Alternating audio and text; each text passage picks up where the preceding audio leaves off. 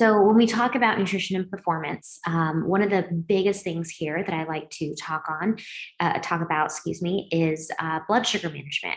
And that's because when we consume high amounts of carbohydrates or carbohydrates in a way that the quantity, the ratio is out of balance with other macronutrients, such as fat and protein, we can see a large sugar spike. And what happens here is there's a stressor. It's a stress response when we eat high loads of carbohydrates and we come crashing right back down. There's a little bit of inflammation going on there, but definitely stress because the body's in panic mode, both when the sugar is high and both when the sugar is low. So we really don't want these highs and lows throughout the day. Unfortunately, they occur a lot, especially with a standard American diet, because of what is promoted. So a typical diet may, consist of cereal for breakfast, maybe coffee later, maybe sneaking in that cookie, maybe having a sandwich for lunch, pasta for dinner. All of these things can be really harsh on our blood sugar, because again, it's the ratio of the macronutrients, but also even the quantity and the quality of what we're eating, right?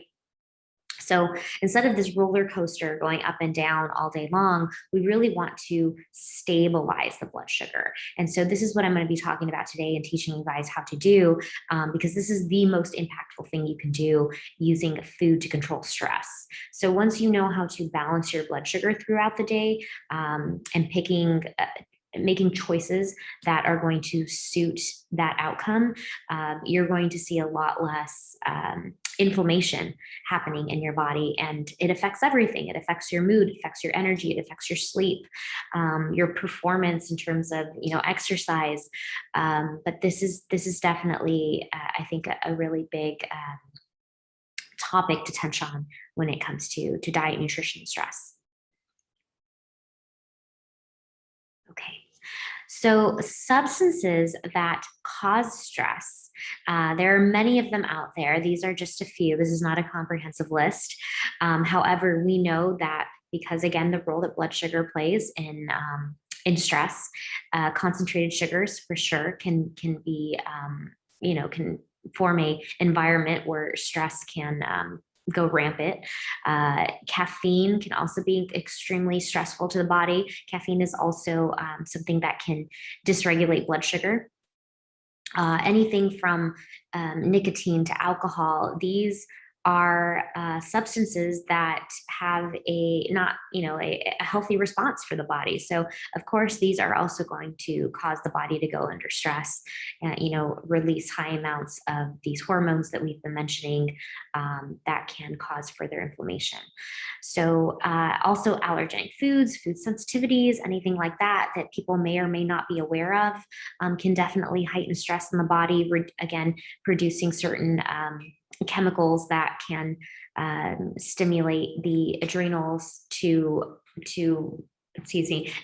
produce more stress hormones. So your adrenal glands are actually small little like pencil-like sized glands that sit on top of your kidneys on your lower back. And those guys are the ones that really release all of these stress hormones that help to manage your stress and try to get it down when you're in this fight or flight mode. And so those little guys, if we give them, a ton of stress day after day after day, they're going to burn out. And so when we're eating substances that can cause the stress and we're psychologically stressed, and we're doing crazy amounts of exercise that stresses out even more, it's just, a whole like circle of stress that we're surrounding ourselves in. And it's just really not helping the body to be able to rest and recover, which is really, really important. So other things that can, or other substances, I should say, that can stress the body out are things like partially hydrogenated oils, rancid vegetable fats, anything like that. Those can be found a lot in packaged foods and baked goods, things that you buy in the store that would typically, if you make it home, may not have these man-made fats, but definitely in the store, if you're buying them, they may have them. So just watch for those words, partially hydrogenated and vegetable oils. Artificial sweeteners, I would just say stay away from them. I know this is a very controversial subject. However, I think there's enough research to just show that for the time being, it's not necessarily safe, just as it's not necessarily safe. So, take that for what it is. That's just my opinion. Overtraining, we discussed a little bit. It's, exercise is great for us. Everyone knows that. However, when you're already stressed, and then you're stressing your body physically to a point where it's overtraining, that can be pretty difficult for it again to recover from. So we want to make sure that we're meeting our needs with exercise where our stress levels are. Inadequate sleep. We have so much research here to show that how important sleep is in the recovery of stress and inflammation in the body, and we just cannot do without this. So if this is something you're not prioritizing, highly recommend getting on a regular sleep schedule and make sure you're getting those 8 to 9 hours of sleep a night. Any unresolved digestive problems, of course, will definitely stress the body out.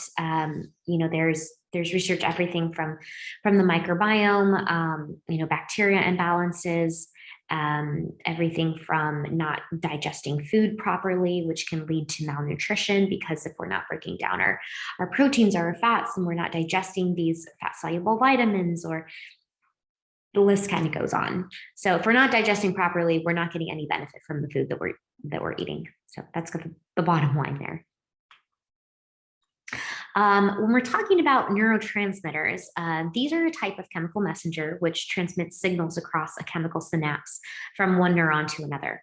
So tryptophan is an example of an amino acid that does not cross the the blood-brain barrier.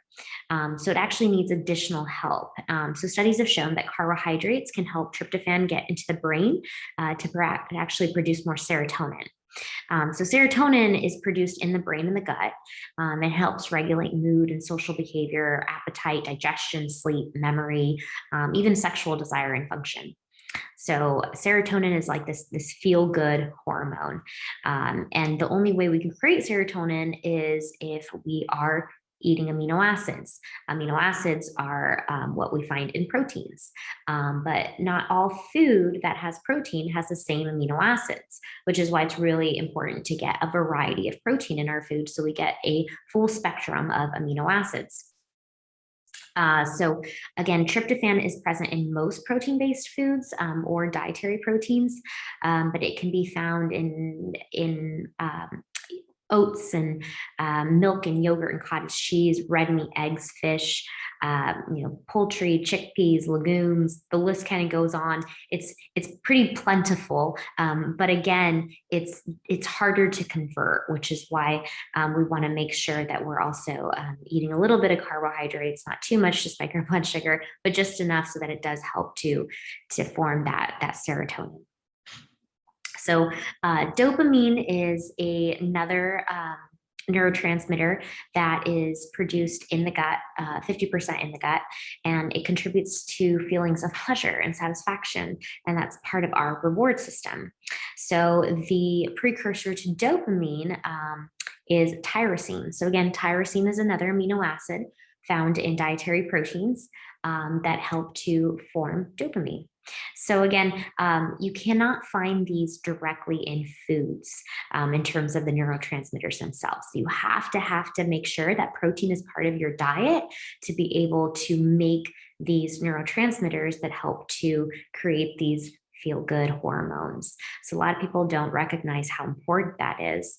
If we're not getting enough protein, or we're not getting the right amount of protein or the right amount of amino acids, then we can't create this this balanced mood that, everyone is kind of searching for.